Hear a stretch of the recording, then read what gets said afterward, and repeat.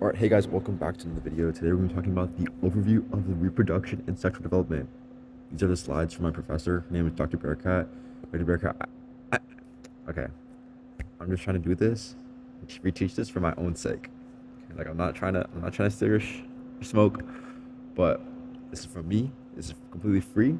My channel is not monetized. Me and my 98, because one of you guys unsubscribed. Me and my 98 subscribers are not making money off of this. Um, I'm just here purely to reteach it to myself, purely to reteach it without notes, so that I could like be confident in my abilities in studying. This is a study strategy. Okay, whatever. Enough of that said. Okay, if you want me to take down these videos, let me know. Okay, we're talking about sex and reproduction systems. All right, boom. Let's go. Let's get into this. So, let's summarize general functions of the reproductive system in biological females and males, and explain some aspects in sexual development in the utero and the importance of hormones in this process. I've been learning about this for the last 3 hours about reproductive system, and I'm about to go insane. Like I went to the library today with a fresh, clear head, and I'm coming out knowing everything about testicles. I'm so glad, so happy, so happy. Okay, so sex versus gender, functions of reproductive system, and masculinization, defeminization in utero. Okay, boom. On the image on the right, we have like clownfish. These things are kind of fire, bro. They're called hermaphroditic, meaning that at certain times of the year they're male, and sometimes of the year they're like, nah, I'm gonna be female. So then they switch up, but kind of fire. Okay, sex versus gender. So sex. Here I'm talking about sex is different from gender in that sex is biologically determined. They're based on chromosomes. Okay, so when I'm talking about rats, and I'm talking about a male rat, I'm talking they're male because of their sexual organs. Okay, sex can be applied across males, humans, animals, whatever. They specifically biologically determining sex, right? They typically binary, so it can be male, female, but they can be there's a spectrum, of course. It can be intersex as well, so but typically binary. However, it can range on a spectrum. So gender is exclusively to humans. It's complex. It's based on socials, cultures, environmentals. Can differ over time. This is what leads to like pronouns like he, him, her, they, them, zezer, zims, and I don't know. And exists on a continuum, right? So it's unique to humans. Depends on like what they feel, right? So next one, okay, gametes, chromosomes, and more defined sexual development. So there are many aspects of sexual development that can be hardwired, right?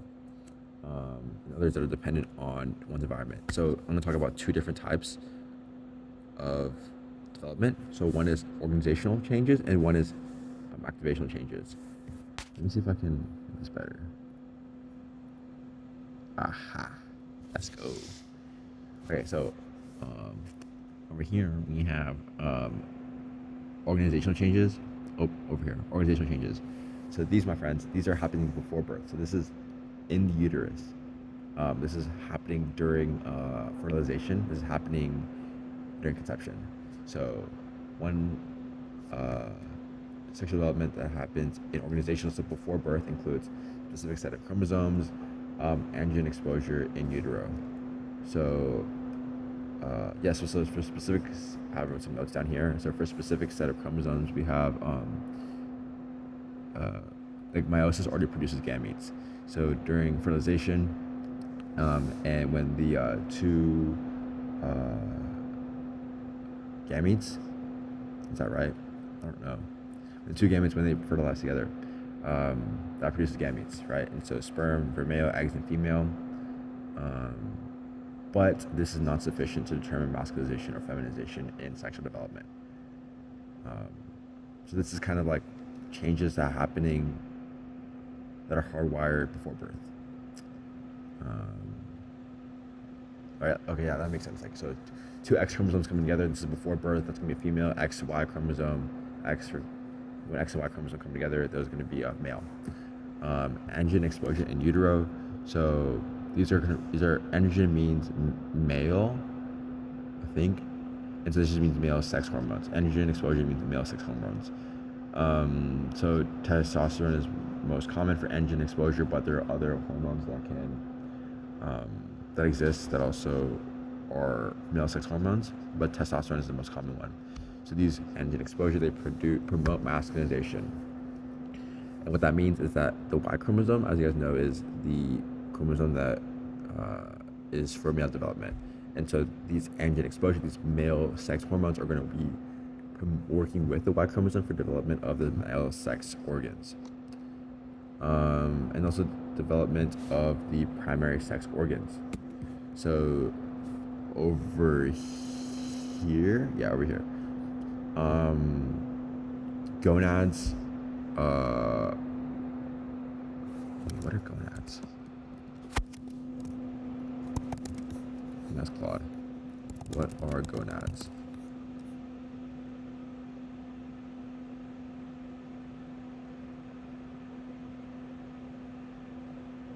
So the sex organs that are produced, the testicles in males and ovaries in females. So they produce, they're just gonna produce sex cells and sex hormones. So here you have testes in male and then ovaries in female. So these are all happening before birth. So what's cool right now is that after birth, these are activational changes. So these typically happen after birth, and they include production of sex hormones and then the developmental characteristic of secondary sex characteristics at around puberty. So when I'm talking about activational changes, I'm thinking about puberty. So these happen kind of a long time after for humans. So thinking of like puberty age, this kind of like happens organizational change at birth, and then puberty happens. So these happen after birth. So at puberty, right, hormones are going to activate for puberty. There's going to be increased production of sex hormones, and there's going to be release of the HPG, which is activated.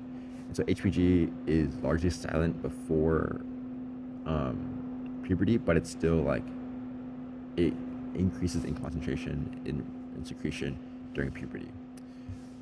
Developmental secondary sex characteristics at puberty. So this is like for females, like wider hips and developmental breasts, and then for males, testosterone. This is going to be deeper voice and facial hair. Right, estrogen, progesterone, females, and then testosterone. Okay, moving on. Okay, so yeah, and look at this graph real quick. So this is that graph over here, but like kind of blown up. Boom. So we have the blue line is for testosterone, the red line is for estrogen. So the first dotted line right here is going to be during birth, and then the second one right here is going to be for puberty. So the first one right here, we have the androgen receptors. They're going to be firing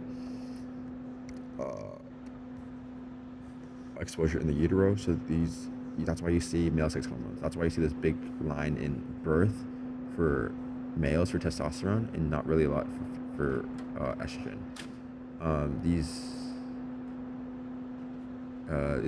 So the androgen exposure is going to be making developmental male sex hormones already in the uterus before birth. And then here you have like puberty right here. This is going to be the increase in testosterone, and then also increase in estrogen for males and for males for testosterone, females can be estrogen. And then you kind of have like this like wave function right here, and this is like for the first menstrual period, which is menarche, and also the menstrual cycle, which is why it's a cycle up and down until menopause. And that menopause is going to be a decrease in estrogen. So masculinization, defeminization, they happen simultaneously, and they develop the maleness. All right, so moving on. So actually some fun trivia right now. Why do men have nipples? So if someone asks you this in 5 minutes, now you'll be able to explain to them why men have nipples. So nipples form around week 4, so of embryonic development. So by week 4 of the baby developing in the uterus. Oh yeah, do babies have a...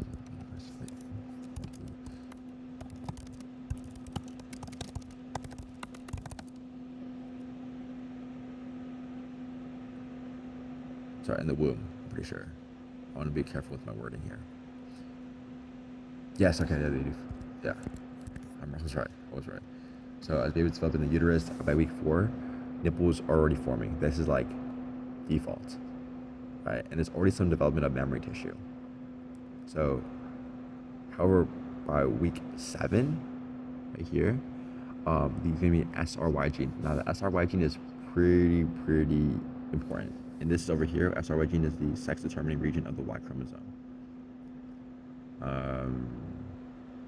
Sex determining region of the Y chromosome. So this is going to be initiating the process of masculinization and defeminization for males. And that's happened after the development of nipples. So by week 7, there's going to be two things happening. One over here is Leydig cells. This is going to be a promotion of masculinization, right? And then another one over here is going to be the Sertoli cells. This is going to be defeminization. So these two things are separate, and these are independent of each other. Like, one doesn't control the other. So it's going to be a masculinization, Leydig cells, defeminization, Sertoli cells. So masculinization just kind of increases the male hormones, as well as male reproductive organs. And defeminization is going to put a halt to the Mullerian ducts. So SRY gene is a gene. So at week 7, it's going to be transcribed, and then it's going to be activated. So the reason why males have nipples is because they are made before the sex determining gene is produced. So kind of in a way, like, males and females are defaulted, inclining towards becoming females initially, and then SRY gene goes boom, stop. Let me make some more masculine. Let me make this baby masculine. I think. I don't know what I'm saying. So yeah, masculinization is going to be promote to stop the production of mammary glands, but it's kind of already too late because the nipples are already there. And nipples already developed first, but they're not going to be removed. Alright, cool. So SRY gene, a little bit more into this. This is a very small gene. So one of the few genes on the Y chromosome, and then arrow, boom, down. It's going to make the testes a forming determining factor of the SRY protein.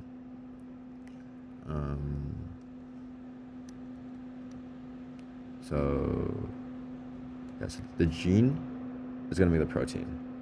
And the protein is going to activate the maturation of testes. And so this maturation of protein is going to make 2 different cells. Leydig cells, which is going to make testosterone.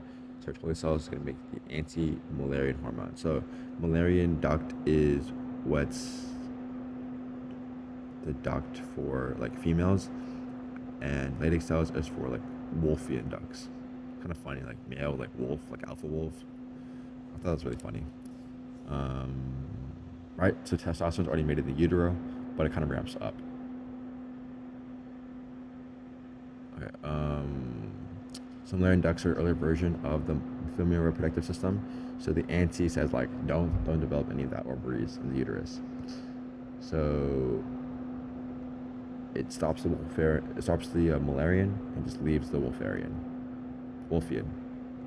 Okay, so now I'm going to talk about the overview of the reproductive system. I've been looking at this and learning about this for the last 2 hours, so I'm kind of fried at the moment. So 2 most important functions of the reproductive system for males and females are to produce gametes, spermatozoa for males, ova for females, and to produce sex hormones, testosterone in males, estrogen, progesterone in females.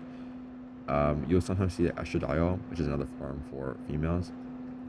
And it doesn't say for testosterone, males only have testosterone. So males also have estrogen, and females also produce testosterone as well. But females produce it in the adrenal gland because they don't have male reproductive organs. So comparative anatomy, so just looking at different animals and stuff like that. So some organisms are capable for asexual reproduction, that still rely on 1 or more primary sex organs. So I was talking about this earlier, the goldfish right here, which is kind of fire. They're called hermaphroditic. So they have both male and female reproductive organs at the same time or different times. So it's like clownfish. You'll see it in flowers as well. So they have like eggs. Like they have like, what are they called? Yeah, they have pollen. Carbonate, yeah, the carpel and the stamen. They have pollen and they can like like pollinate with each other. Parthenogenic species are those capable of engaging in asexual reproduction involving unfertilized eggs. So kind of fire. I don't know this at all, but like these lizards are called like Mexican whiptail lizards, nicknamed like lesbian lizards. So their population is entirely female, and then their offspring hatch from unfertilized eggs. So cool. Okay, so talking about more about the Wolffian and Mullerian ducks. Wolffian is for male. Think of like alpha wolf, like ah. Mullerian is for female.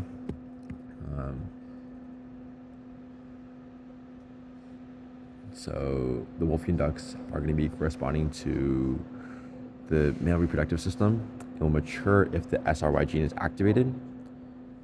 Number one is SRY gene activated. 2, testes determining factor is there. And 3, maturation of testes. And 4, the testosterone, productive testosterone. The TDF is the protein. So gene, protein, maturation testes, and the production of testosterone. Mullerian ducts correspond to the female reproductive system. And they will mature in the absence of SRY gene. They will gradually disappear with the defeminization when levels of Mullerian inhibiting substance increase.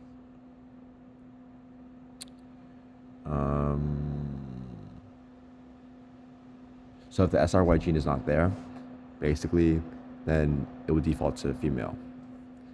So everyone's gonna be female, and then SRY gene comes in, boom, now we're in a male.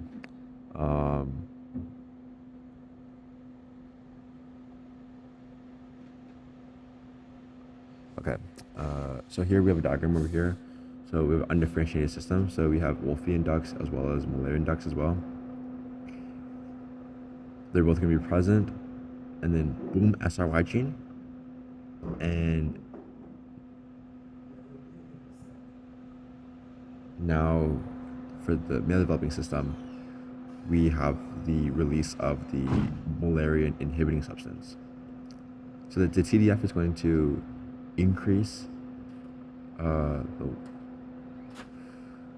TDF is going to increase the testosterone and maturation of testes. It's going to go from gonads to testes. However, Mullerian inhibiting substance is going to take away the Mullerian duct. That's why you see purple duct here and no purple duct here. And now for C, you have the masculinization. So A is going to be masculinization, B is going to be defeminization. So masculinization is going to be developmental of the gonads to testes. Defeminization is going to be inhibiting, so Mullerian duct, no more Mullerian duct. And now you have the developed system over here. We have testes, you also have no more Mullerian duct as well. So yeah, if TDF is going to be produced, it's going to promote the maturation of testes, which is going to produce testosterone. It's kind of like a positive feedback loop where the increase in androgen environment, which is the increase in male hormones, is going to increase the maturation of Wolffian ducts and cycles back and forth. Mullerian ducts, if no SRY gene is present, then there's going to be no protein, no TDF, therefore no testosterone. So then they will develop. So the Mullerian duct will develop by default. Aromatase and estradiol. So it's kind of cool. Testosterone and estrogen are like separated by like one chemical reaction, and so there's kind of like an equilibrium reaction happening. Concentration of androgens, which is male sex hormones, in utero plays a role in masculinization. So right during organizational phase, which is pre-birth, there's going to be more androgens. More androgens, which is like the hormones, there's going to be an increase in receptors. The body's like, wait, there's so many hormones going on, I need to bind all these things together. So there's going to be receptors called androgen receptors. They're going to cause genetic changes that lead to masculinization of the brain regions. So yeah, more testosterone, there more androgens, more hormones, therefore more receptors, therefore more binding. It's complicated by the presence of aromatase, which converts testosterone to estradiol. So estradiol also plays a role in masculinization. So estrogen also plays a role for masculinization, which is kind of cool. They're chemically related. So more testosterone, like excess testosterone, there's gonna be more production of estradiol. That's why you see for like bodybuilders, like you'll see like developments of breasts because they're like taking like external like testosterone, as well as like their balls won't work anymore. So cool. Also, like you can see how much testosterone you have by like your fingers ratio. So the androgen exposure in the utero. So this is like during the uterus before birth, how much male hormones you were exposed to are kind of determined by like the hand. So you can kind of test this out yourself. So like for the left hand, like if your ring finger is higher than your index finger, then you have high test. So I guess I have high test. Let's go. But like for the left hand, like if your index is higher than your ring finger, then you have low test.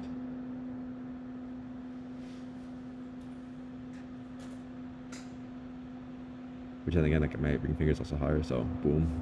This is naturally just like a alpha male. Bro, what am I saying? Okay, let's go on to the next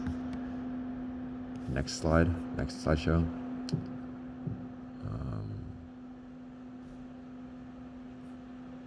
30.2.